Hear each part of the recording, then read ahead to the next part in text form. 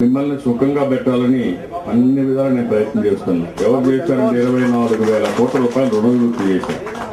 10,000 కోట్ల రూపాయలు doctor of సంఘాలకు ఇచ్చాను. అదే డబ్బులుండి కాదు, అప్పు చేసి మీరు తీసుకున్న అప్పు నేను తీసుకొని మీకు 10% వడ్డీ రేటు కట్టి మళ్ళా ఇచ్చి అన్ని గ్రామాలకు మీకు రైతులకు న్యాయం చేయాలని ఆలోచించాను. గ్రామాల్లో సిమెంట్ రోడ్ల పక్కన, మరుగుదొడ్ల పక్కన కరెంటు లేని రోజులు మర్చిపోయారు.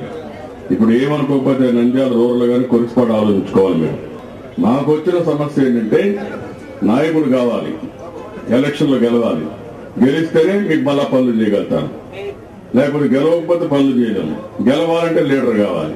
కొన్ని పరిస్థితుల్లో ఆ లీడర్ కోసం కొన్ని రాజీలు పడ్డాం. రాజీ పడినప్పుడు కొంతమంది నష్టం కూడా జరిగింది. అది కూడా నాకు ఐడియా ఉంది. అట్లని చెప్పి మీకు నష్టం జరిగిందని ఎక్కడ చెట్టు నరుక్కుంటే ఏమవుతాం? దెబ్బతింటాం.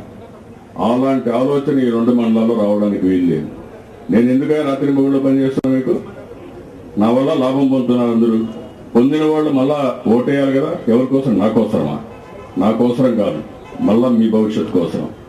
10 ఏళ్ళు ఏమైంది? రాష్ట్రం సర్వనాశనం అయింది. అదే కానీ నేను ఉంటే ఇప్పుడు ఏ స్థాయికి వెళ్ళేవాళ్ళం? 3 ఏళ్లలో మనం చేసిన డెవలప్మెంట్ 10 ఏళ్లంత మనం కూడా జరిగి ఉంటే మన రాష్ట్రం ఏ స్థాయిలో ఉండేది? ఇప్పుడు అది ఆలోచించుకున్న కులము, మతము, ప్రాంతము, లేకపోతే ఇంకోటో, లేకుంటే ఏదో ఇతనికి వేసేపోతుంది డబ్బులో.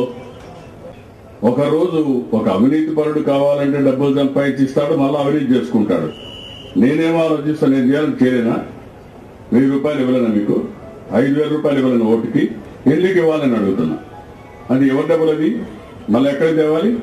ప్రజలది. అంటే 500 రూపాయలు మీకు 5,000 రూపాయలు ఓటుకి ఇవ్వాలంటే 5 లక్షలు వసూలు చేయాలి. అది నేను సగం తినాలా, సగం మీకు పంపించాలా? ఎందుకు ఆ దరిద్ర రాజకీయాలు ఎందుకని అడుగుతున్నాను? అలాంటి వ్యక్తులు మనకి అవసరమా అని అడుగుతున్నాను.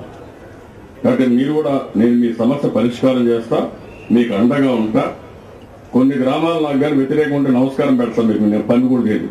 ఆ పరిస్థితి వస్తాయి రాబోయే రోజుల్లో. ఎందుకంటే నేను ఇష్టం లేకపోతే మీకు ఎందుకు పనులు చేయలేను? ప్రజలకు కూడా న్యాయం చేయాలి. నా జీవితంలో ఒకటే గుర్తుపెట్టుకోండి, నాకేం కోరికలు లేవు. నా కోరికంతా మీరు సుఖంగా ఉండాలి, ఆనందంగా ఉండాలి, భావి తరాలు కూడా ఆనందంగా ఉండాలి. దానికోసమే కష్టం తప్ప దేనికోసం కాదు. అది మీరందరూ